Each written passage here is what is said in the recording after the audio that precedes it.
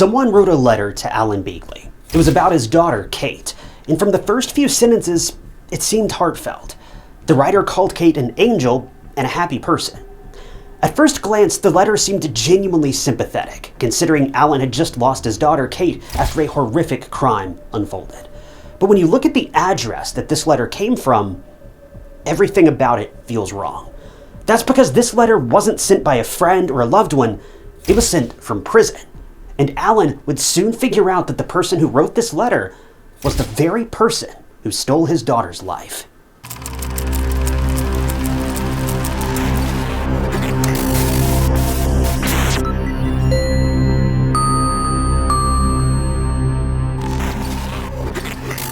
Welcome to True Crime Stories. If you're new here, I'm your host, Ty Knotts, and I post new true crime documentaries every single week. So if that's your sort of thing and you like what you see, consider subscribing. It's totally free and just lets you know when I post new videos.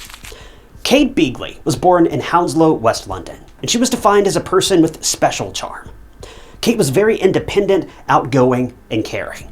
Her family described her as having a heart of gold and a good head on her shoulders. At the time of the case, Kate was working as a national compliance manager at Centrica, but she had majored in tourism, and she had dreams of exploring the world before she eventually settled down. Even though Kate couldn't exactly run after her dream career at the moment, she fit in with the corporate world just fine. She was smart and experienced, and everyone loved her. She hoped this position would just be temporary, so she was just biding her time until she could explore the world, and help others explore it too. Now, like a lot of people, Kate also dreamed of finding her special person, but she was single at the time that this case unfolded. She was desperately hoping to find that one person, her forever person, but she just hadn't quite found him yet. Now, with crazy hours of work, Kate needed to wedge some time into her busy schedule for fun, and she loved going to nearby clubs and restaurants to hang out with her friends and just be free for a little while. Even though she loved going here, she never really expected that her special someone might actually have been right under her nose this whole time. But as fate would have it, that would be the case. Because one night in May of 2007, Kate headed to West End, as she so often did. But this time would be different, because she would meet a guy. She wasn't expecting anything crazy or anything serious, but she likely couldn't help but secretly wonder if this guy could be the one. This man's name was Karl Taylor, but little did Kate know, Karl was about to change her life. 27-year-old Karl Taylor was born in Notting Hill, West London, and he was actually a part-time fitness trainer. He also gave unpaid football lessons to school kids, and he was kind of your typical ladies' man, so to speak. This guy had women crawling all over him, almost literally. It wasn't necessarily because he had incredibly good looks or anything like that. He was just super nice, he seemed genuine, and he attracted a lot of people. He was just a super charismatic guy. But you know what they say, all that glitters is not gold. And let's just say that Karl had some things hidden up his sleeve. His friends and acquaintances defined him as a bit moody. His mood would change with the flip of a switch. One second he'd be laughing and having a blast, and the next he'd be breaking down in tears, and then the next thing you know, he'd fly off the handle in a fit of rage. Karl also had a criminal record. Well, sort of. He was given a community order for obtaining property by deception at his workplace. Now, we don't know whether it was the guilt of doing something wrong or the fear and humiliation of getting caught, but this event drove Karl to try to end it all, and he ended up at a bridge threatening to jump over. It was pretty scary, but he was talked out of being reckless and unreasonable, and nothing really came of it. He was talked off the ledge, and he moved on with his life. So this was Karl. And it was May of 2007 when he went to the CC Club at 13 Coventry Street, and he crossed paths with none other than Kate Beagley. After a round of drinks and dancing, Kate and her friends made their way over to the CC Club after about 11 p.m. It was the weekend and the girls had plans to make the most of the night. So into the club the group went, and it was just a short while later when Kate met Karl. Kate was instantly smitten with how attractive and smooth-talking Karl was. He was fashionable, but not flashy. He was fun, but a tad bit mysterious. And he was handsome and built, but also had a romantic heart. Or at least, that's what she thought. Karl was taken by Kate's warm and bright personality and her beauty. Kate was extroverted and she had no problem starting conversation, and she was literally the life of every party she went to, according to those who knew her.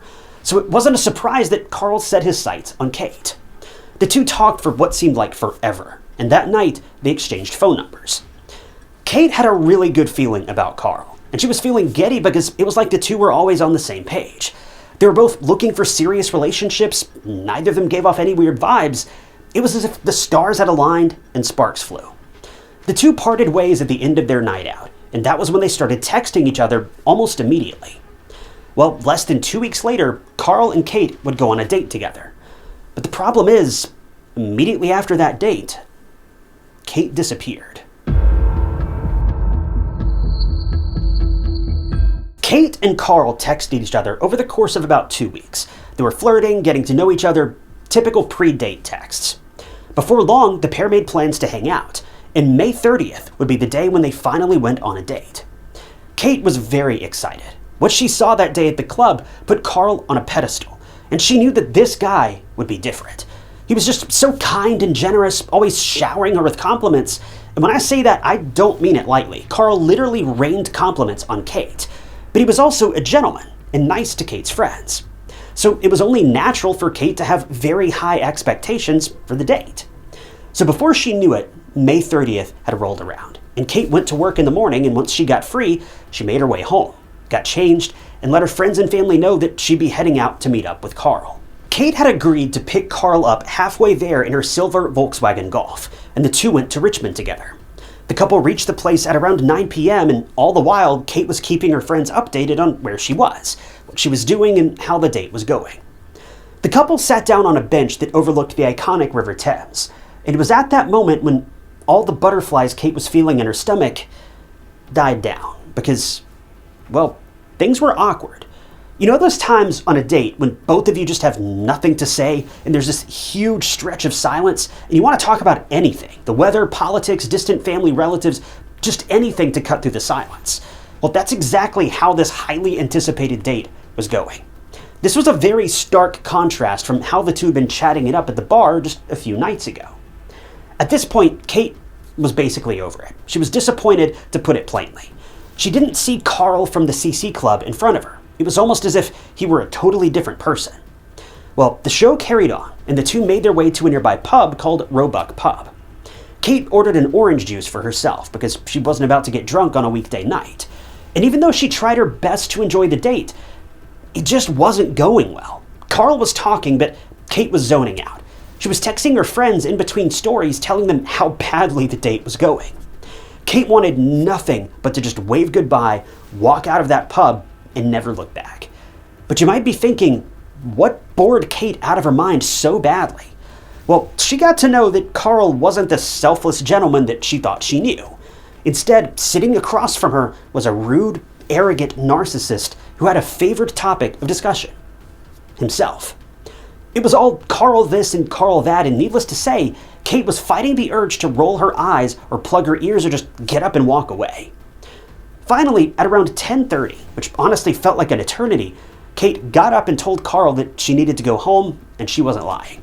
She had work the next day, so she needed to make the 40-minute drive back to her home to get some shut-eye and just try to erase this evening from her memory. So the two left the pub, and that was the end of the date. But the next day, Kate failed to show up for work. Her coworkers saw her empty desk, and they were honestly taken aback. Kate wasn't the type of person to just skip work without telling anyone. If that wasn't weird enough, Kate had also missed an important appointment, which was very unlike her. On top of that, Kate wasn't answering her phone. Her family soon made their way to her apartment, but her car wasn't there, and the apartment was empty. Everyone was confused. Kate had just been texting them the night before, and even though the date didn't go according to plan, she didn't give any indication that she'd be heading off anywhere else, or that she planned on missing work. But with no sign of her at work, at home, or anywhere else, her family was forced to admit Kate was truly missing. Kate's family wanted to report her missing as soon as possible, but the investigators instructed them to wait 24 hours before they filed a report. The detectives weren't too worried. She was an adult, she could be anywhere. Maybe she wanted to take a break and just disappear off the radar for a bit. But her family didn't think so. It was just so sudden and unexpected of Kate to disappear without telling anyone anything. Finally, after 24 hours, 32-year-old Kate Beagley was reported missing. When the investigators initially looked at the case, it seemed like an abduction. But this was also strange. Kate had no enemies. She didn't have a shady history of dropping off the face of the earth without letting anyone know. This was just weird. So the police didn't have a lot to go off of. The investigators looked at different people, close friends, acquaintances, and even family members, but nothing stood out that would raise red flags. The detectives also found out that Kate's car was missing, and she was also not picking up her phone. So the investigators needed to find this car, because it might have the evidence that could lead to solving this case. It had been a day since Kate had gone missing, and the police decided to talk to Kate's friends. They wanted to know what Kate was doing before she went missing, and one detail stood out to the police, and they had no choice but to poke and prod a bit further. See, Kate's friends let the investigators know that she'd gone out on a date with a man named Karl on the evening of May 30th, and this was really unusual for the police. Kate went out with a stranger, and now she was missing. Even though the detectives didn't know what to think of this man yet, they knew one thing for sure. Karl was probably the last person to see Kate alive. So a day or so after Kate's disappearance, the man in question, Karl Taylor, was questioned by the police. The investigators first decided to call Karl, and when he picked up, nothing seemed unusual. He seemed worried for Kate, and he tried his best to provide all the details that he could. He told the detectives that the two went to sit by the River Thames for a bit, and when it started to rain, they went to a pub and had a drink. And then at about 10:30, Kate dropped Karl off at a bus stop, and he saw her leaving in her car. Karl stressed that he didn't know what happened to her, or how she could have gone missing. She was fine when they parted ways. But there was something the police got to know, which didn't match up with Karl's story. See, the investigators had talked to Karl's mom, and she remembered Karl coming back home in a silver Volkswagen Golf. She'd never seen the car before, and she asked whose it was. Karl came up with some excuse that initially appeased his mom, but he even went on later to give her some gift cards that she found out he had found inside of that car. Interestingly enough, Karl's mom also saw Karl cleaning the car, especially the trunk and the rear end. This was really odd, and the investigators knew that Karl was hiding something, but they decided to wait for more details to emerge. So the investigators had to let him go for the time being.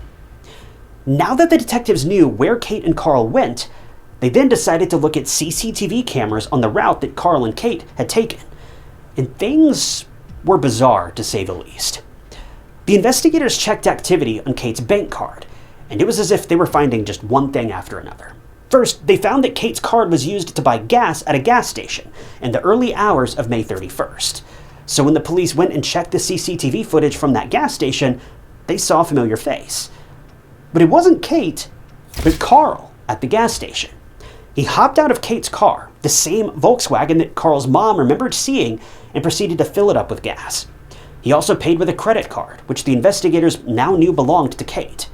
But the detectives couldn't see anyone else in the car. There was no one in the passenger seat or in the back seat of the car. Granted, it was dark and you could barely see anything in the footage, but this detail was easy enough to make out. The detectives knew that things weren't looking good. Kate's date was using her car, and she was nowhere to be found. It also gnawed at the police that this man was still a stranger to Kate. So why would she hand over her car to a stranger after one date? Kate used her car to go to work. She used it to run errands. It wasn't like she didn't need her car, so why was it now with Karl? Well, the investigators needed to figure this out, so they continued to question Karl and even went to meet him at a party, which was kind of bizarre. But suddenly, the investigators noticed that trademark shift in Karl's behavior. He went from being cooperative to tight-lipped, and suddenly the answer to all of the police's questions was no comment. The detectives ultimately arrested Karl on suspicion of kidnapping and then murdering Kate Beagley, and he was kept in a cell. Now, even though Kate hadn't been found, it didn't take a genius to realize that things were taking a dark turn. Even though no one wanted to think about the worst, they couldn't help their wandering minds. But with little else to go on, the police kept Karl locked in a cell while they worked to put a round of questions out for him. But the story that Karl was about to share with the detectives, it was unlike anything they could have expected. Karl was in police custody, and he had no way out. And it was at this point that Karl really began to sweat. He was incredibly nervous, but for what reason? Well, the police would soon find out, because without much prying or provocation, Karl confessed to murdering Kate, just like that. Just completely out of the blue, he opened up and admitted to everything. But let's be honest, we all probably saw that coming. Maybe not quite so easily, but the story fits together like pieces of a puzzle. It's obvious. But the bigger question here is why? What had happened that led to such a grave outcome? Well, an emotionless Karl told the detectives that he had plans to steal something of Kate's on their date. But it wasn't her heart, it was Kate's car. He also went on to say that he'd tucked a sharp weapon in the sleeve of his fur-lined coat and he wanted to subdue her with it. This man really brought a weapon to a first date, and he had a malicious plan of robbing a poor woman of her car. A woman who was just out looking for the love of her life, true love, with someone she could trust and rely on. Let that sink in. This young woman went out hoping to find her forever person, but instead she found Karl. Now, if you remember, later on in the evening, Kate politely told Karl she had to go back home and signaled the end of their date. Well, that was when Karl put his plans into motion. As the couple reached Kate's car, Karl put on his best acting face, and he began to dig into his pockets under the pretense of finding his house keys. He made it seem to Kate that he'd lost them somewhere along the way, and Kate, being the helpful person she was, decided to look for Karl's keys with him, and the search led them to that bench near the River Thames. And that was when Karl tried to subdue Kate and demanded she hand over her car keys. Now, from this point on, this is mainly Karl's version of events, because only two people know what went down in that garden near the River Thames, and it's Karl and Kate. And as we all know by now, Kate is not here to tell her side of the story. Well, Karl claims that during the struggle, Kate, quote, accidentally jabbed herself with the weapon, and that she'd been the one to take her own life, and he was just waving the weapon in her face to scare her, supposedly. Karl said he was in a state of shock as he saw struggling Kate now lying on the ground. But what did he do? Did he call the police, the emergency services? Absolutely not. Karl said that he lay down on the grass, looked up at the sky, and cried his eyes out. At one point, he changed his story and said that he attacked Kate in self-defense because she was the one jumping onto him and going for his face. Well, whatever happened, the investigators wanted to know where Kate was now, and that was when Karl volunteered to lead them exactly to where he disposed of Kate's body. This whole situation was just happening so fast. One moment, detectives are looking for Kate. The next, they're looking for a killer, and now their killer confessed and offered to take them right to the crime scene. This was honestly making the police officers' heads spin. But who's to argue with someone who's willing to come clean so quickly and so completely in such a short amount of time? Well, it was June 4th, 2007, just 5 days into Kate's disappearance, when Karl led the police to Oxy Woods in a remote wooded area, and right by some thorny bushes and branches, the investigators discovered a disrobed and badly disfigured Kate. She was discarded in a remote place, left dehumanized and cold. The weirdest part about the discovery of her body was that she'd been completely disrobed, but there were no signs of an assault of that nature. This detail has never really been explained, but my best guess is that Karl maybe stole her clothes in case his DNA was found on them. But the detectives were left in utter shock when they looked at the wounds. The autopsy results showed that Kate was attacked a total of 31 times. This was clearly not self-defense, this was overkill. All for a car. Karl then confessed that he used mineral water from Kate's car to get rid of his DNA on her body, and then loaded her body up in the trunk of her own vehicle.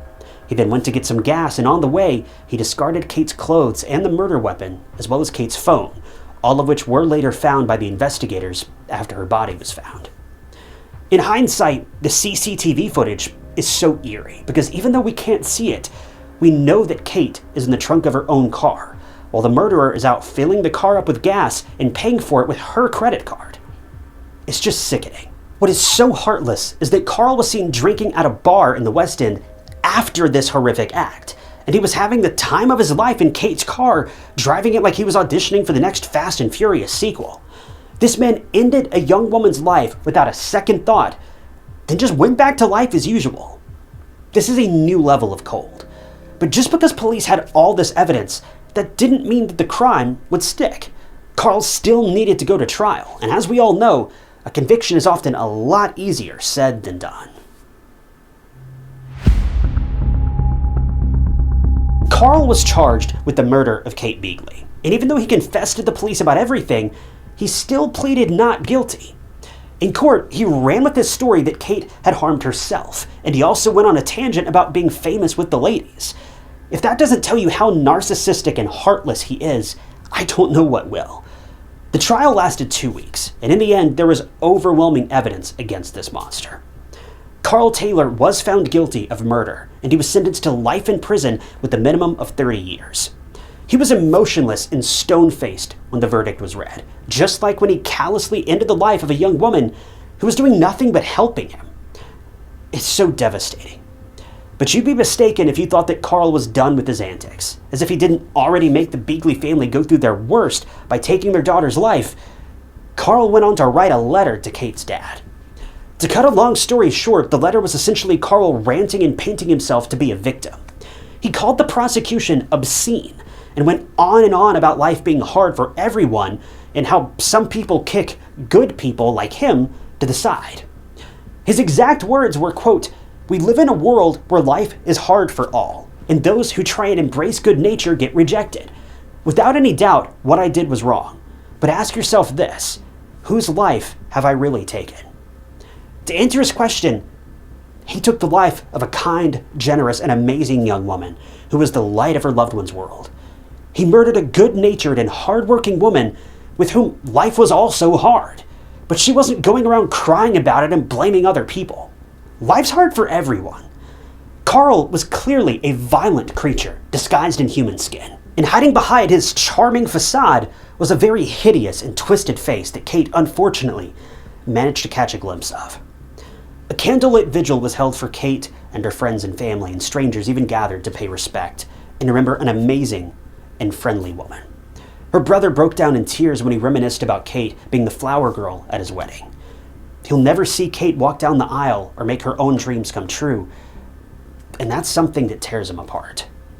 This case was absolutely insane. To think that a first date can end in tragedy and horror, it'll send chills down anyone's spine.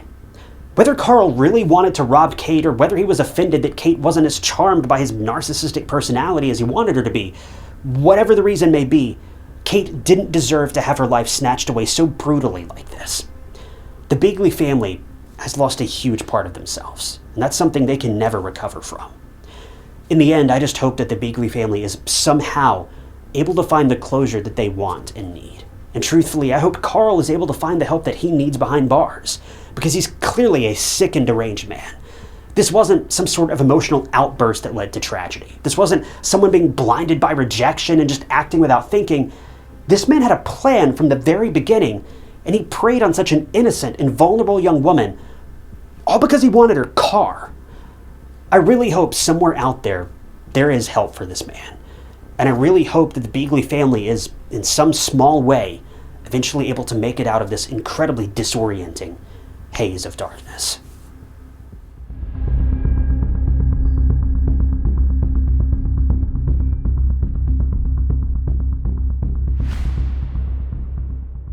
Thank you guys so much for tuning in to another episode of True Crime Stories. If you're new here and you liked the video, be sure to hit that like button and consider subscribing. It's completely free and it just lets you know when I post new videos. If you love the channel and you want to help support us, maybe consider hitting that join button below the video and become a member of the channel.